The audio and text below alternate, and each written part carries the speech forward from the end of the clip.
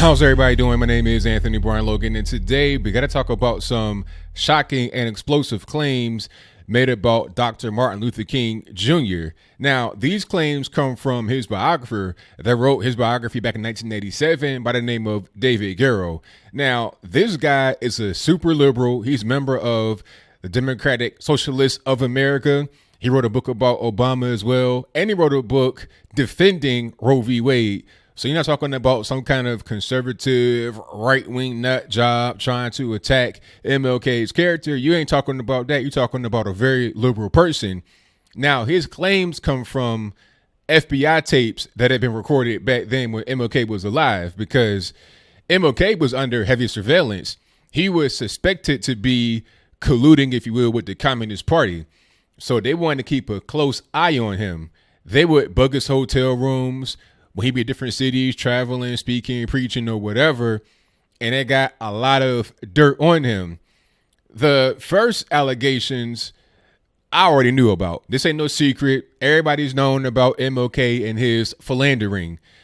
The allegations that David Garrow brings to the table are that he had affairs with 40 to 45 different women while he was married to his wife, Coretta Scott King. Now, I heard that Miss King knew about what was going on because he was never home. Matter of fact, she would complain about him not really being home. He would average about 10 hours a month being at home at a particular point in his career as an activist, a pastor, etc. So he was never there. When he was on the road, he'd be living as a single man, engaging in a whole lot of affairs, whatever you want to call it. Now, they're talking about there was orgies, there was prostitutes, all kind of really just debaucherous stuff. And one more thing that was said about the affairs is that he would convince women to be part of it that may have been church parishioners, talking about this is going to help your soul, this, that, and the third. That seems pretty powerful, of course. I've heard of stories like that from other pastors in churches back then and recently. So that's not really anything surprising. Am I saying it's okay? Am I saying it's right for a church man to be doing something like this, or a man in general to be married to a woman and do something? Nah, I wouldn't do nothing like that, but that's what he did. And I think this is pretty much common knowledge. Or if it's not, a lot of people know more than it being a secret. So there wasn't any new information revealed right there. However, there was an allegation that Martin Luther King Jr. watched as a fellow pastor raped a parishioner. Now, that's a pretty heavy allegation because now you're involving yourself with a serious crime. Now, I don't know if that's true, false, or whatever, but David Garrow allegedly heard that in the FBI tapes. Now, the FBI was right next door in the hotel when this was happening, allegedly, and they didn't intervene. For what reason, I don't know. Maybe trying to figure out if MLK was a communist was more important or something else. But that's what Garrow is saying. Now, is it going to really tarnish MLK's legacy? I doubt it. Because like I said, many of us have already known about the extramarital affairs. The rape allegation, look, there were things that a lot of these civil rights icons, leaders, whatever you want to call them, did in the past that were pretty sketchy. MLK is just one. I mean, look at Malcolm X.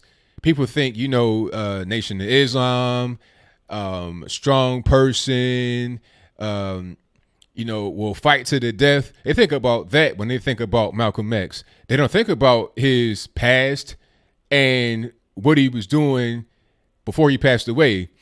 One thing you got to understand is these guys, MLK and Malcolm X, didn't really have jobs. I suppose MLK was a pastor, so you go traveling from church to church and you can make money from the collection plate maybe, but what about Malcolm X? How are you making any kind of money as an activist? Well, what he allegedly did, according to his biographer, who was a black male, by the way, and a liberal, if I'm not mistaken, what he was doing was having sex with men for money. He was a gay prostitute. His client that funded a lot of his activism was allegedly a white businessman. So are we going to say Malcolm X, whatever he did, should just be ignored because he was married throughout the whole time and had kids? So not only are you having extramarital affairs, you're also a down low homosexual, and you're a prostitute yourself while being an activist, allegedly, according to his biographer.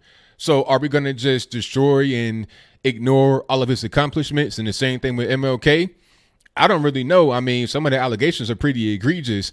I would say that you got to actually prove some of these things. Okay. Also about MLK, they say he had a love child in Los Angeles. The woman who he had sex with and the child that was born are both alive, but they did not want to talk to David Garrow. So, I mean, we got to come up with some evidence here. Put the tapes out there, talk to the mom and the child. Okay. And same thing on Malcolm X. Talk to the white businessman who's probably been dead by now, but talk to any of his relatives. Let's get some evidence going on here, because you're throwing out allegations and can't really prove it. Okay. Now, if we're going to go off of the precedent that has been set in other situations, if a person is deemed to be persona non grata, are we going to remove the monuments of them? You're not going to be able to remove that monument of MLK in downtown Norfolk, Virginia. You're not going to be able to do it. Number one, you right there in the hood, in the black community. It's in the heart of it. I passed it a million times. I'd have seen it. I'd have been up close and took a picture of it and all that. So you're not really going to be able to do that without a fight. Okay. That's going to cause kind of a chain reaction to get a lot of other monuments removed. You're going to go back in somebody's history, review their entire life. If there's anything questionable there, you're just going to say, all right, take them out of the school books. Don't mention them ever again. And all of what they have done for the country, let's just totally, bypass that. Okay. People will say, oh, George Washington, all these people had slaves, but they don't want to talk about how they created the country that we're in today, which is a beautiful country. They'll talk about Abraham Lincoln, who allegedly said, I don't care if I freed the slaves or not. I want the Union to be together. They'll look at that statement and won't look at the fact that he did, in fact, free the slaves. Okay. So I think his comments about slavery, about him not really caring, are really irrelevant, because we got slavery ended, and segregation legally was ended in large part due to MLK's work. Also, to a lesser extent, Malcolm X's work. So are we going to ignore the actual legal things that we all benefit from as Americans? It doesn't matter whether you're black or white, Hispanic, Puerto Rican, candy stripe. Are we going to ignore what we benefit from these men because of their past? Or are we going to say these are flawed individuals, and whatever they have allegedly done, let's be able to prove it before we cast judgment?